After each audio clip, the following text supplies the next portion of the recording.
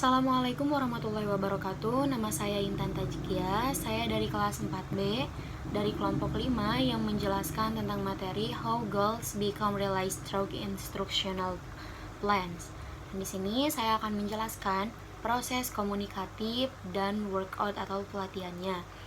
Proses komunikatif yang pertama, proses komunikatif adalah sebuah proses menuju tercapainya sebuah tujuan komunikatif melalui audio.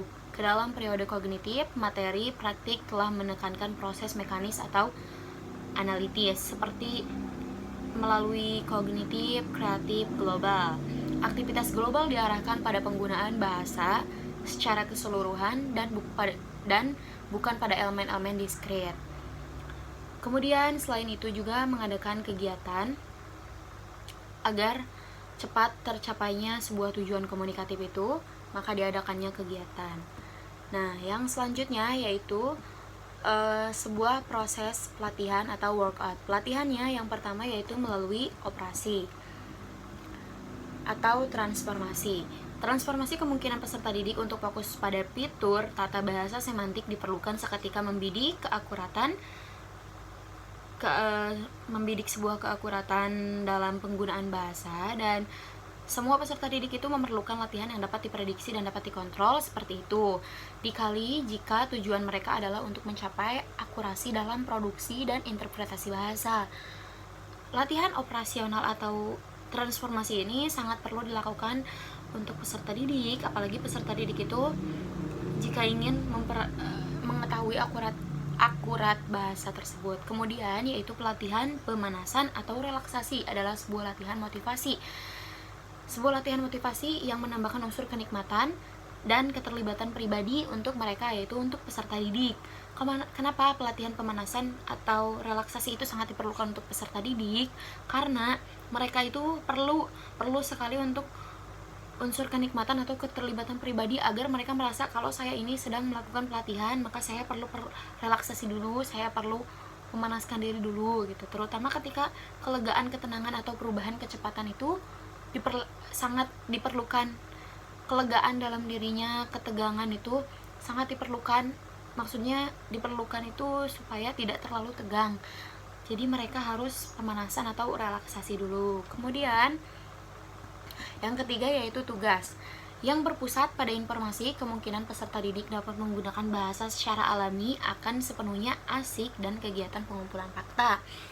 Kenapa? Workoutnya, pelatihannya itu ada tugas. Tugas itu sangat diperlukan untuk peserta didik karena untuk informasi atau memungkinkan peserta didik untuk menggunakan bahasa secara alami akan sepenuhnya. Jadi ketika diberikan tugas atau seperti speaking itu akan dilihat, oh jadi begini ya bahasa seenak ini, oh ini jadi workoutnya begini latihannya. Hasil latihannya itu ketika setelah diberikan tugas kelihatan, setiap orangnya beda. Kemudian yaitu permainan teater. Permainan teater itu bisa mencakup semua jenis kegiatan mensimulasikan realitas dalam situasi kelas. Nah, jadi permainan teater itu mencakup semua jenis, sangat diperlukan untuk peserta didik atau untuk pelatihan gitu ya. Karena di dalam teater itu seperti mensimulasikan, simulasi itu seperti mencontohkan ketika kita sedang di dalam kelas, realitanya di dalam kelas, tapi sebelum jauh ke dalam kelas kita perlu pelatihan dulu atau simulasi dulu. Kemudian yaitu yang kelima, mediasi. Mediasi atau intervensi adalah latihan yang memungkinkan peserta didik untuk mengalami menjebatani kesenjangan informasi akan menggunakan bahasa target. Mediasi itu seperti kita tindak lanjuti lagi ya. Intervensi adalah latihan yang memungkinkan peserta didik supaya peserta didik itu mengalami atau menjembatani kesenjangan informasi dengan menggunakan bahasa-bahasa target. Nah, kemudian yang keenam yaitu dinamika kelompok atau tugas pengalaman adalah kegiatan kelompok yang menciptakan peluang untuk berbagai perasaan dan emosi pribadi di antara peserta didik. Dinamika kelompok itu sangat diperlukan karena peserta didik juga agar menciptakan peluang dan berbagai perasaan. Jadi menciptakan peluang sebelum dia gimana bergabung dengan orang lain, agar dia berlatih dulu cara bergabung dengan orang lain, menciptakan peluang yaitu dengan dinamika kelompok karena dia berbaur dengan orang lain ketika mengerjakan tugas. Dan yang ketujuh yaitu dinamika kelompok dan tugas pengalaman adalah kegiatan kelompok yang menciptakan peluang berbagai perasaan dan emosi pribadi di antara peserta didik. Kemudian yang ketujuh masih tetap sama, yaitu dinamika kelompok dan tugas, hanya saja memiliki tujuan yang beda, seperti dia untuk menumbuhkan berbagai perasaan dan emosi pribadi ketika berbaur dengan orang lain, itu bagaimana menumbuhkan perasaannya dan emosi pribadinya itu seperti apa. Nah, yang kemudian yaitu yang ke-8, tugas pemecahan masalah melibatkan peserta didik. Tugas pemecahan masalah itu harus melibatkan peserta didik agar apa? Agar ketika membuat keputusan tentang masalah akan menggunakan bahasa target, yaitu untuk mereka terfokus pada fitur-fitur kegiatan daripada menggunakan bahasa, agar mereka jauh lebih mengerti bagaimana cara memecahkan masalah. Maka di situ ada sebuah pelatihan bagaimana cara memecahkan masalah dan mengambil sebuah keputusan. Dan yang ke-9 yaitu sementara serupa fokus seluruh tugas. Fokus seluruh tugas itu seperti melibatkan mentransfer dan menyusun kembali informasi dan menekan penggunaan bahasa kognitif.